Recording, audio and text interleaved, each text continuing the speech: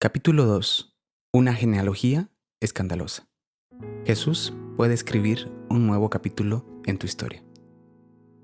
Estos son los antepasados de Jesucristo, descendiente de David y de Abraham. Abraham fue el padre de Isaac, Isaac de Jacob y Jacob de Judá y sus hermanos. Judá tuvo con Tamar a Fares y a Zera.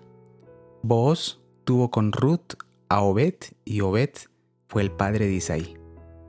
Isaí fue el padre del rey David, y David tuvo a Salomón, cuya madre fue esposa de Urías. Salomón fue el padre de Roboam. Jacob fue el padre de José, esposo de María, y María fue la madre de Jesús, el Mesías. Mateo capítulo 1, versículo 1 al 16. El Evangelio de Jesús comienza con una genealogía. Para muchos, un aburrido listado de nombres sin ninguna trascendencia. Es probable que al comenzar la lectura te hayas saltado este listado tan largo. Quizás le hayas dado un vistazo rápido hasta llegar a la verdadera acción, el nacimiento de Jesús. Yo lo he hecho muchas veces, hasta que comprendí que esa genealogía conecta la historia de Dios con la historia de nuestros fracasos humanos. Y al comenzar así el Evangelio, Dios esconde un mensaje. Para decodificar el mensaje oculto en esta genealogía, debes comprender primero de qué se trata el Evangelio. Para resumir, narra la llegada del amor verdadero al mundo, que es Dios haciéndose parte de la historia humana encarnándose en Jesús. Me emociona pensar en esto, que Jesús es la palabra de Dios, hecha carne, la palabra Gesed, metiéndose dentro de piel y hueso. El amor divino caminando sobre la tierra, tocando a los leprosos, besando a los niños y abrazando a las prostitutas. Jesús es Gesed en acción. Por lo tanto, si quieres saber cómo habla el amor, solo tienes que mirar cómo hablaba Jesús. Si quieres saber a qué le da prioridad el amor, solo tienes que mirar a qué le daba prioridad Jesús. Si quieres saber qué enfurece al amor, solo tienes que mirar qué enfurecía a Jesús. En definitiva, Jesús es la forma que tiene el amor de verdad, y cualquier otra forma es una distorsión. Sorprendentemente, aunque el protagonista del Evangelio es Dios, este comienza con una genealogía escandalosamente humana porque Dios no quiere desconectar su historia de la nuestra. Detrás de cada nombre se esconde una historia, historias reales, de gente real, y tenemos que abrazar esta genealogía tal y como es, como el testimonio honesto y sin censura de que Jesús nació en una familia desestructurada.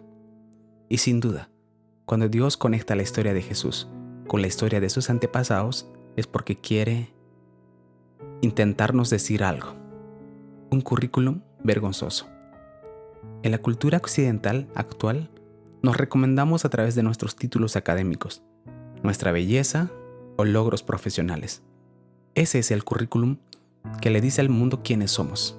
Sin embargo, en la cultura judía, en la época en la que nació Jesús, su currículum era su genealogía.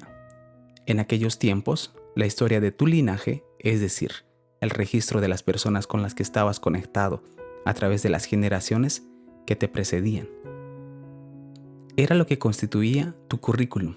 Por lo tanto, la genealogía era una manera de decirle al mundo, este soy yo. La genealogía era algo realmente importante y te posicionaba socialmente.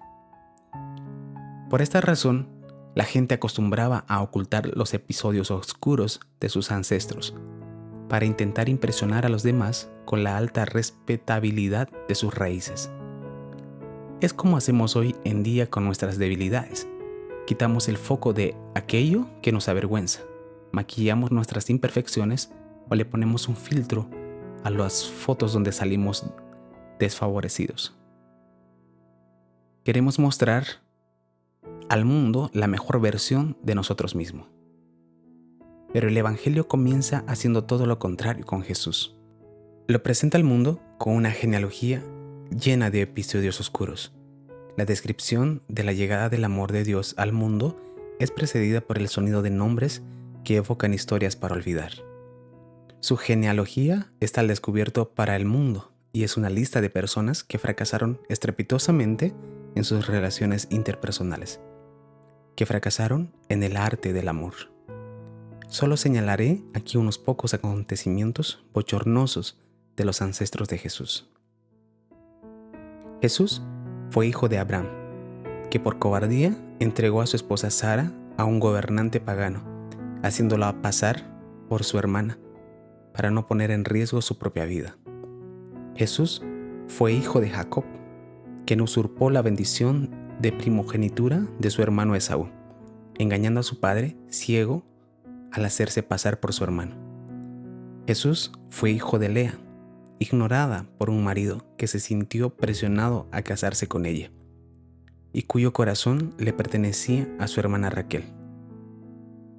Jesús fue hijo de Judá, que participó con sus hermanos en la venta de José, el hermano menor, como esclavo a los egipcios, mientras hacían creer a su padre que una bestia salvaje lo había devorado. Jesús fue hijo de Fares, que fue producto de un incesto de Tamar con su suegro. Jesús fue hijo de Rahab, una prostituta. Jesús fue hijo de David, quien se obsesionó con Betsabé, la esposa de uno de sus amigos, y forzándola se acostó con ella y la dejó embarazada, sumando a este acto el asesinato de su esposo para ocultar su adulterio. Jesús fue hijo de Salomón, que seducido por el placer, tuvo cientos de esposas paganas que terminaron inclinando su corazón a la idolatría. Podría continuar, pero me detendré aquí. Como comprobarás, no exagero al decir que esta genealogía apunta a una historia familiar llena de incidentes, traiciones e inmoralidades, tan escandalosos que cualquier rey hubiese querido ocultarlos en favor de su imagen personal. Pero Jesús no. A él no le importa ser presentado con una genealogía llena de personas que fracasaron en sus relaciones humanas, que no aprobaron la asignatura del amor. Ese es su vergonzoso currículum. Así se presentó al mundo. ¿Pero por qué?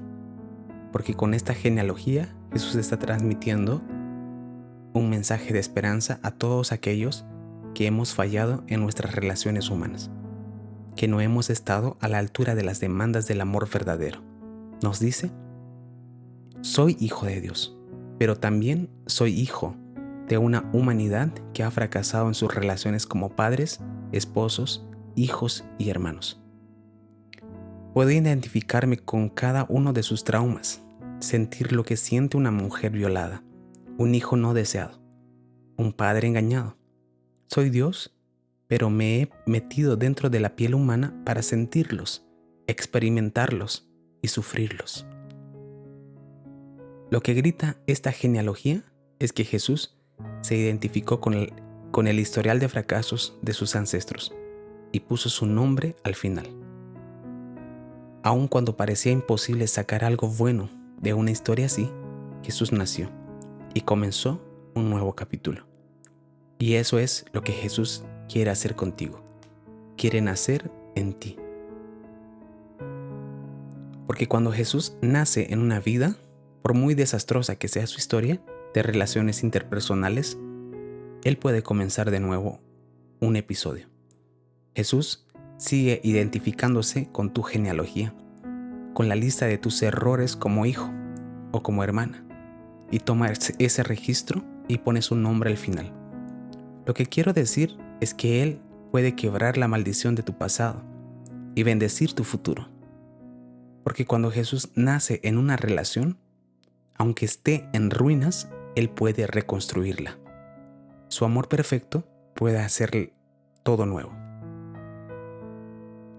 Después de entender esto, cada vez que comienzo la lectura del Evangelio, leo cada uno de esos nombres, porque he entendido que al igual que en un mosaico, cada pieza singular dibuja una imagen más grande, su historia. He leído la Biblia varias veces y tengo que confesar que me he perdido en muchas ocasiones. Es difícil perder la línea argumental central distrayéndose con los detalles. Creo que es por eso que muchos han optado por usar la Biblia como un libro de instrucciones. Algo así como un manual para la vida religiosa o un compendio de leyes divinas. Admito que es más sencillo así. La abres por alguna parte, diseccionas a Dios en forma de doctrinas, extraes algunas ideas para mejorar tu vida, amplías tu listado de tareas y las cierras sin que te haya hecho temblar el alma.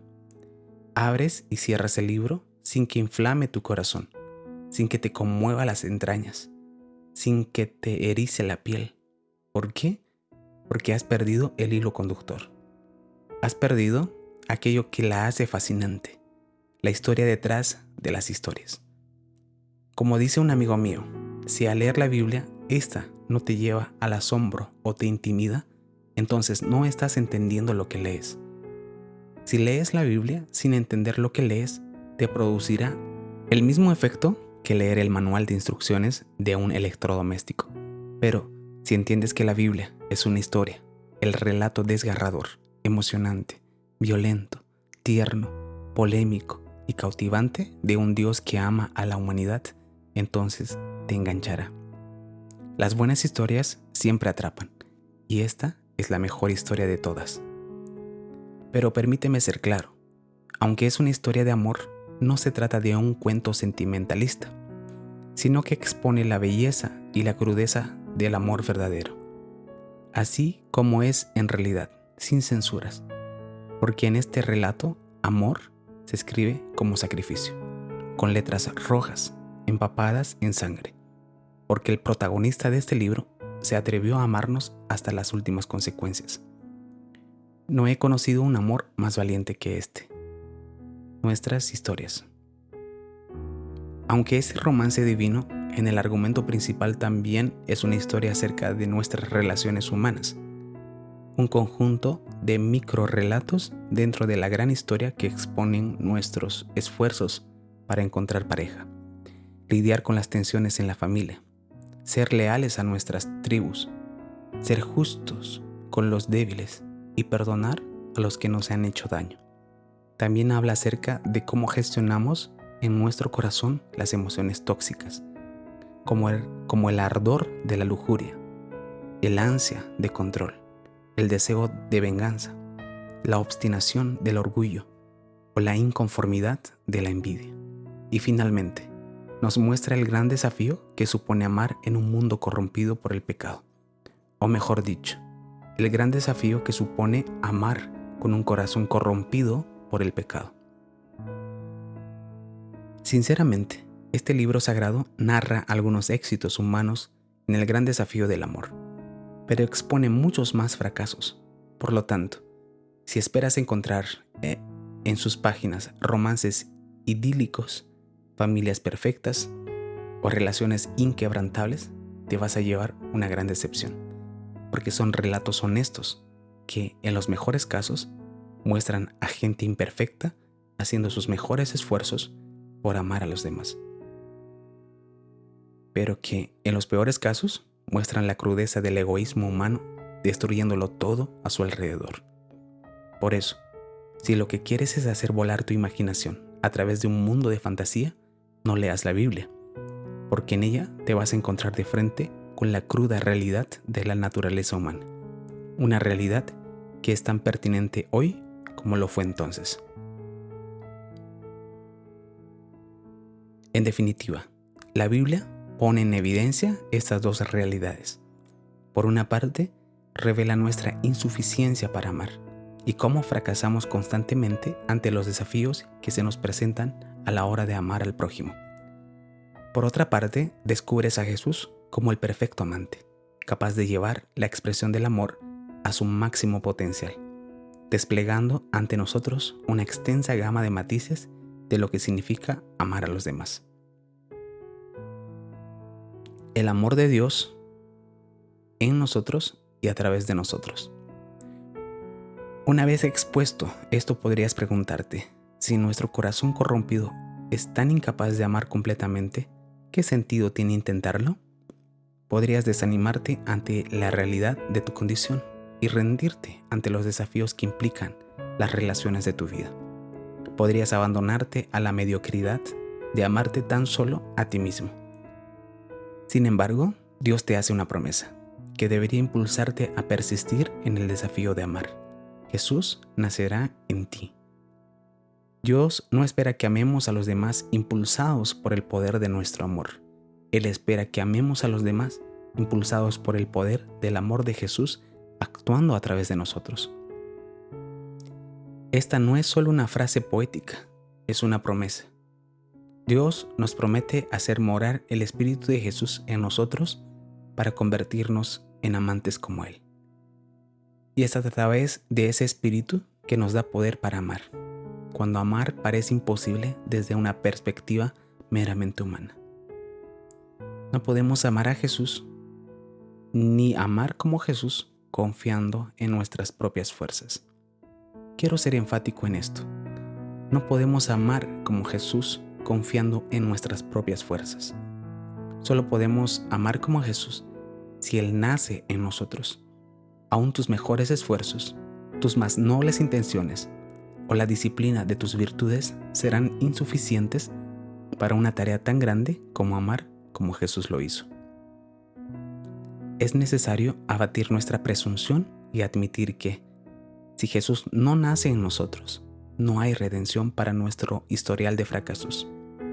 Si Jesús no nace en nosotros, nuestras insuficiencias añadirán un bochornoso capítulo más a nuestra genealogía familiar. Pero si Jesús se mete dentro, su amor es capaz de impulsarte a hacer grandes proezas, hazañas, actos heroicos, como perdonar a un enemigo, ser fiel a tu cónyuge hasta la muerte, honrar a tus padres imperfectos o sacrificarte por el beneficio de otro. Me refiero a esas acciones excepcionales que en un mundo acostumbrado al egoísmo harán que las personas puedan intuir algo divino en tu forma de amar. De eso se trata este libro que tienes en tus manos. De dejar que el amor salvaje de Dios te posea. De permitir que el amor de Dios se exprese a través de ti. De amar peligrosamente y ser un amante. ¿Como quién? Como Jesús. El amor de Dios expresado completamente a través de piel y hueso. No existe un amor más puro que ese, ni más provocador, ni más arriesgado, ni más atractivo. Amar como Jesús duele. No sería justo contigo si antes de continuar no te hiciera una seria advertencia. Amar como Jesús duele. Aunque es el Espíritu de Jesús en nosotros lo que nos da poder para amar como Dios espera que lo hagamos, este tipo de amor duele mucho y Dios no nos anestesia. Hace unos años atrás viajé por primera vez a Jerusalén. Estaba emocionado mientras pensaba que iba a visitar los lugares que fueron testigos del acontecimiento que tantas veces había leído en los evangelios. Los tenía idealizados en mi mente y mi expectativa era grandísima. Sin embargo, aunque algunos de esos lugares trasladaron mi alma a la presencia de Dios, otros me trasladaron más bien a un centro comercial en un día de rebajas. Tuve la desagradable sensación de que algunos de esos lugares habían sido convertidos en una especie de atracción religiosa en un parque temático gigante. Uno de los lugares donde tuve esa sensación fue en el huerto de Getsemaní. Había tanta gente que literalmente me presionaban por todos lados y en todos los idiomas. Me empujaban y me daban pisotones mientras intentaban hacerse una selfie con el árbol de olivo de fondo. Además, hacía tanto calor que podía oler el sudor de las axilas del extraño que tenía a mi lado. Todo ello mientras oía a los guías turísticos gritar sus explicaciones. Aquí Jesús vivió una de sus noches más oscuras y un vendedor añadía de fondo: vendo tallit barato. Horrible. Pero al llegar a mi habitación, intentando mejorar de alguna forma una experiencia tan artificial, abrí mi Biblia para el pasaje que relata lo que Jesús vivió en ese lugar.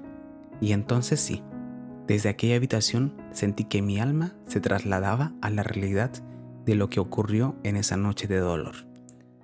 La noche en la que Jesús le dolió amarnos. Entonces se alejó de ellos a una buena distancia, se arrodilló y se puso a orar.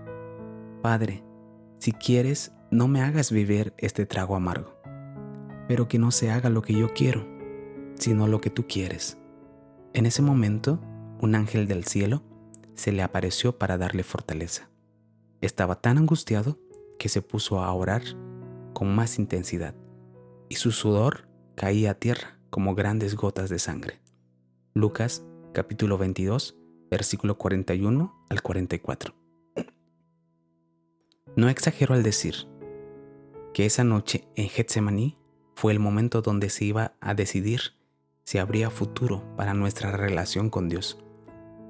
Miles de años antes, en un huerto, un hombre llamado Adán decidió cruzar un límite que Dios había establecido en su relación con él. El resultado fue una ruptura que nos afectó a todos, los descendientes de Adán. El primer nombre de nuestra genealogía esconde una historia tristísima, la historia de cómo una mala decisión puede destruir la relación más importante. Pero esa noche, en otro huerto, un hombre llamado Jesús iba a decidir si esa relación merecía todo el dolor que implicaba salvarla. Decimos que Jesús ganó la batalla por nuestra salvación en la cruz, y es cierto. Sin embargo, su sacrificio en la cruz fue el resultado externo de una batalla interna que él ya había ganado unas horas antes en el Getsemaní. Creo que todos podemos identificar una batalla similar en nuestra mente en algún momento de nuestra vida. Una relación está rota y es obvio que la responsabilidad no es tuya, sino de la otra persona. Te ha traicionado, no has sido responsable o te ha ofendido de alguna manera, pero es una relación importante y eres consciente de su valor. Getsemaní es ese conflicto en tu mente que te hace cuestionarte. ¿Merece la pena sufrir el dolor que implica salvar esta relación? Cuando hablo del dolor que implica salvar una relación, hablo de algo difícil de explicar con palabras, pero que nuestra alma entiende muy bien. Hablo de ese dolor que se supone perdonar al padre que en tu infancia acercó más sus labios a la botella que a tus mejillas. Hablo del sufrimiento de tragarte todas tus razones para alejarte de esa esposa cuyas palabras han sido puñales. Hablo de la angustia de borrar el registro de WhatsApp que podría ser usado en tu contra. Seguro que tu alma sabe de lo que hablo. Getsemaní duele. Getsemaní era un huerto de olivos donde Jesús se acostumbraba a tener comunión con su Padre. Pero en esa noche, Getsemaní no era un lugar de comunión, era un lugar de decisión. El nombre Getsemaní deriva de la unión de dos palabras en arameo, cuya traducción al español sería lugar del prensado de aceite. En ese huerto se prensaba la oliva para obtener el aceite tan necesario para la vida en Jerusalén. Pero esa noche lo que se estaba prensando era el corazón de Jesús. Un historiador judío me explicó que en la cultura hebrea, en aquella época se hacían 3 prensados de la oliva recolectada, 3 prensados de los que se obtenían 3 aceites diferentes para usos distintos. El primer prensado era el que se hacía con el peso de las propias olivas, presionándose unas con otras. Este primer aceite, considerado el más puro, era recogido para ser usado en los rituales sagrados del templo. El segundo prensado era hecho usando la fuerza de un cuerpo humano. Este segundo aceite, de gran calidad y buen sabor, se usaba para el alimento del pueblo. El tercer prensado era hecho usando pesas de piedra que ejercían una gran presión, tanta que trituraban completamente la oliva y su hueso.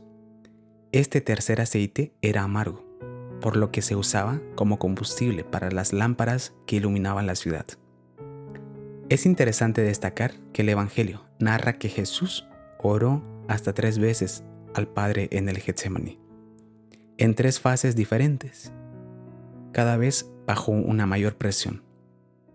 El texto dice que Jesús estaba sometido a una presión interior tan grande que sudaba sangre. El lector podría equivocarse al interpretar que esto no es más que una expresión poética del autor, pero no lo es. Jesús literalmente sudó sangre. Los médicos lo llaman hematohidrosis, el estado físico en el que cuando la presión interior es tan alta, la ansiedad y el terror tan insoportables, el corazón bombea sangre con tanta agresividad que los pequeños capilares venosos de la piel explotan, liberando sangre que se escurre a través de los poros de la piel. ¿Puedes imaginarte la presión a la que estaba siendo sometido Jesús? El Padre le estaba revelando a Jesús el tipo de dolor que debería soportar para salvar nuestra relación. Le mostró el látigo que despedazaría la piel de su espalda, la corona que se clavaría en su sien y los clavos que triturarían sus extremidades, pero sobre todo le dejó oler la copa de la ira, un símbolo profético del juicio de Dios contra el pecado, que Jesús debería beber en esa cruz si quería reconciliarnos.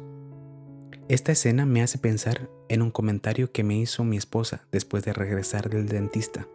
Me dijo: si antes de ir hubiese sabido lo que me iba a doler, no hubiese ido. Creo que por eso el Padre consideró que era justo hacerle saber a Jesús lo que le iba a doler reconciliarnos con Dios, para que Jesús pudiese decidir si ir o no. Lo que estoy intentando transmitirte es que en Getsemaní el amor no versa sobre sentimentalismo, sino que se trata de tomar una decisión. Esa relación merece todo el desgarro, toda la humillación y toda la agonía que supone salvarla. Y Jesús respondió: sí. Porque la presión siempre saca hacia afuera lo que tienes dentro. Jesús fue prensado y destiló un amor tan valiente que se atrevió a sufrir la cruz para recuperarnos. Amor líquido brotó a través de su piel de Jesús en forma de grandes gotas de sangre. Y esas gotas de amor regaron nuestra relación marchita, una relación que crece, crece y crece hasta que llegue a convertirse en un vergel, en el paraíso perdido. Tanto amor destiló Jesús en la prensa de Getsemaní que es suficiente para alimentar nuestra alma hambrienta y para iluminar el mundo. Y créeme, cuando llegue el momento de la presión, también saldrá de ti lo que tienes dentro. Tu Getsemaní. Por lo tanto, si te propones amar como Jesús lo hizo, ayudado por el Espíritu de Cristo en ti, no tendrás más remedio que sufrir tus propios Getsemanís. Podrías protestar diciendo: ¿y si no siento amar de esa manera? Pero querido lector, hasta aquí, ¿quién ha hablado de sentimientos? La verdad es que el amor no puede ser simplemente un sentimiento, porque no se puede dar una orden a un sentimiento, y Dios nos da la orden de amar como Él ama. Por ejemplo, cuando era pequeño, mi madre me ordenaba que comiese las verduras, pero no me ordenaba que me gustasen. ¿Por qué? Porque comer verduras es una acción, pero que me gusten es una sensación. Lo que quiero decir es que amar no puede ser simplemente un sentimiento, porque Dios no puede ordenarnos que sintamos algo. Amar es una acción, y si es una acción, tenemos poder para decidir hacerlo o no hacerlo. Créeme, aunque amar no siempre te guste, aunque no siempre sientas hacerlo, es una acción tan poderosa que puede transformarte y transformarlo todo a su alrededor. Simplemente escribiendo estas palabras, oigo mi corazón latir con fuerza dentro de mi pecho, como si mi alma gritase: Itiel, fuiste creado para esto. Y así es, no existe una encomienda más grandiosa y que te dé más sentido que amar de verdad, aunque suponga algún tipo de sacrificio, porque fuiste creado para esto.